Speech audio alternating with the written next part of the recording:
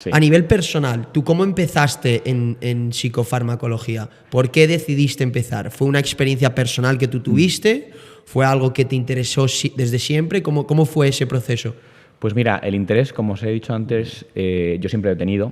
Me ha parecido un mundo muy interesante el de las drogas. Era un mundo como misterioso, ¿no? Como oculto, ¿no? Pero curioso, porque veía a la gente consumir, a la gente como hablar maravillas de esto, pero también, por otro lado, escuchaba el discurso oficial, ¿no? De esto es horrible, esto es la muerte, solo da problemas y tal.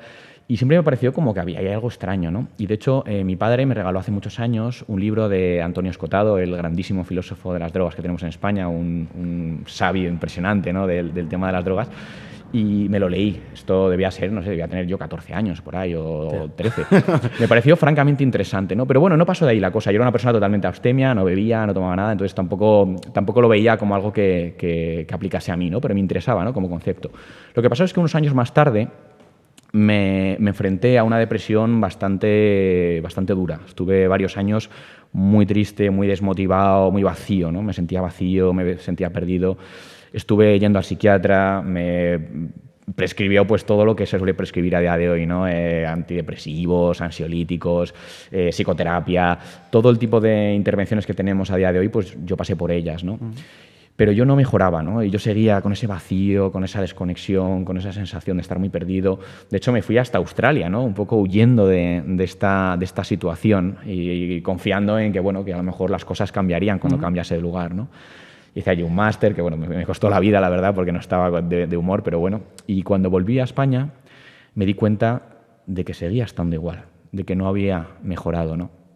Pertenecía a ese pequeño grupo de personas, pues que, o pequeño o grande, según como lo miremos, ¿no? Que no llegan realmente a salir de una situación de un trastorno como puede ser la depresión, ¿no? Que es una enfermedad terrible, la verdad, ¿no? ¿Cuánto tiempo estamos hablando Pues aquí? estamos hablando de varios años, ¿no? Yo creo que fueron unos 2 o 3 años que estuve ¿Pero qué edad tenías? con una nube negra. Pues tenía 22, creo, Vale, en aquel o sea, momento. vale, Sí. fue después de... Tenía 22 y lo que pasó es que cuando volví, un amigo mío, que era una persona pues, que sí que tenía un conocimiento más práctico, ¿no? de las sustancias, me dijo, oye, tú ya le has dado muchas oportunidades a la farmacopea legal. A lo mejor deberías darle alguna oportunidad a la farmacopea ilegal, ¿no? Y yo, bueno, al principio me pareció un poco como de risa, ¿no? Decir, bueno, pero ¿esto cómo me va a ayudar?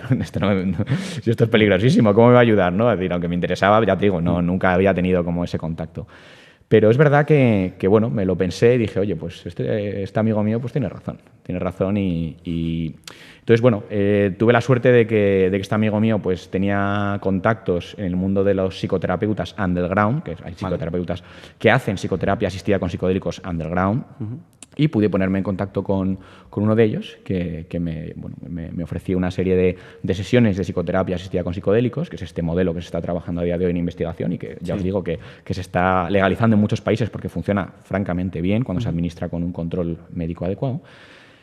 Y fue una experiencia que me cambió para siempre. Es decir, yo cuando volví de ese viaje, ¿no? De ese trip, cuando volví de ese trip, esa nube negra que me había acompañado tantos años había desaparecido y nunca más volvió a aparecer. ¿Pero en qué consistían estas sesiones exactamente? O sea, ¿qué tipo de sustancias consumías? ¿Cuántas eran? ¿Cada cuánto tiempo? Pues yo hice fundamentalmente 2 sesiones, que fueron una sesión con uso de MDMA, que ahora mismo se está investigando mucho para el tratamiento del estrés postraumático, concretamente, ¿no? Es una sustancia que tiene un perfil empatógeno, es decir, que genera mucha empatía, mucha conexión, y eso es muy útil en terapia, ¿no? Porque facilita destruir algunas de las barreras comunicativas que puede tener un paciente, facilita la confianza entre paciente y terapeuta, facilita también que los pacientes se perdonen ciertas cosas, ¿no? Que entren en contacto consigo mismos, que perdonen también a otras personas, que reconecten con personas de su entorno con las que han podido tener un conflicto, ¿no? Un trauma. Y luego, pues, otra sesión con psilocibina, ¿no? Que es el principio activo de las setas psicodélicas, setas mágicas, setas alucinógenas, según como las llamemos, que son setas del género Psilocybe cubensis, y que son las típicas setas que veis en Ámsterdam, ¿no? Vale. En Holanda, tal. Justo esas para que entendamos, ¿no? Y esa sustancia es un psicodélico puro, es decir, tiene un perfil de psicodélico, o sea, no tiene un efecto como más suave como puede tener el MDMA, sino que es un psicodélico de los de verdad, ¿no? De los que realmente te abren la cabeza mucho. Es una experiencia muy intensa, una experiencia que, si se sabe conducir bien, que ahí está la clave del contexto controlado por un terapeuta profesional, es tremendamente útil en, bueno, pues en entrar en contacto con ciertas partes de ti mismo, a lo mejor reconectar con tu vida, con las personas que tienes a tu alrededor, tomar perspectiva, ¿no? De la situación en la que yo tenía en aquel momento, ¿no? De darme cuenta de que, oye, que, a ver, estoy encerrado en mí mismo, esto no tiene ningún sentido, estoy viviendo una vida que realmente es objetivamente muy buena, ¿por qué estoy así? ¿No? Claro. Porque estoy así, tengo que agarrarme a las cosas buenas que tengo en la vida, tengo que agarrarme a mi futuro, tengo que agarrarme a quien me rodea, tengo que agarrarme a todo lo que me queda y dejar de darle vueltas a cosas que en el fondo pues no eran tan importantes, ¿no? Eso es lo que se llama muchas veces en terapia la visión del astronauta, ¿no? Es cuando lanzaban los primeros astronautas al espacio, ¿no? Durante la carrera espacial, y de pronto miraban a la Tierra y miraban al universo y de pronto se daban cuenta de lo poco importante que era su día a día, ¿no? Cosas que les habían estado preocupando durante años, cosas que les habían estado persiguiendo durante años, y de pronto miraban a la Tierra, veían ese punto azul y decían, pues es que no somos nada. O sea, ¿qué hago yo preocupándome porque mi hija ha sacado no sé qué notas en el examen? ¿Qué hago yo preocupándome porque mi perro no sé qué? ¿Qué hago yo preocupándome porque he hecho un mal examen? ¿Qué más da? Si al final lo importante, las cosas importantes de la vida no son las que normalmente nos fijamos, no son las que normalmente les damos más importancia, ¿no? Y esta visión del astronauta es una de las cosas que permite los psicodélicos, ¿no? El cambio, el romper un poco esa caja en la que estás encerrado, por eso se llaman sustancias que expanden la conciencia, ¿no? Pues se habla de ese efecto, ¿no? De expansión de la conciencia, porque te permiten salirte un poco de ese recipiente en el que estamos nuevamente contenidos, pero que a veces nos puede dar muchos problemas, ¿no? Porque cuando una persona tiene una ansiedad, una depresión, tiene un estrés postraumático, nuevamente está encerrada en un problema, encerrada en un pensamiento, ¿no? Está dándole vueltas a una cosa, algo que en terapia se llama rumiación. Estás como rumiando todo el rato, ¿no? O masticando el mismo pensamiento.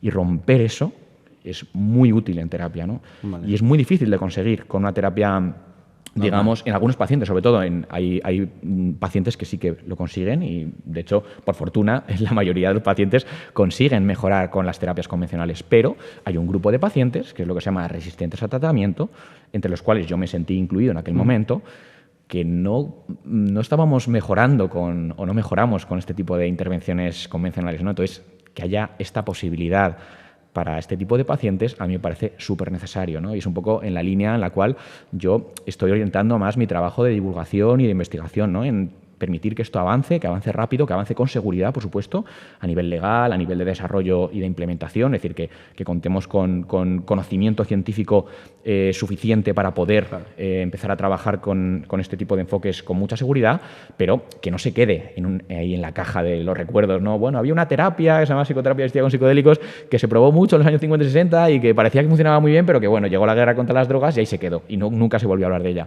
Pues no, estamos en el momento del renacimiento psicodélico. Estamos volviendo a investigar todo esto y estamos descubriendo el enorme potencial que tienen estas sustancias bien utilizadas en terapia para la salud mental, y lo desastroso que ha sido el enfoque de guerra contra las drogas, que nos ha hecho perder casi 40 años. Ahora hablaremos de eso bien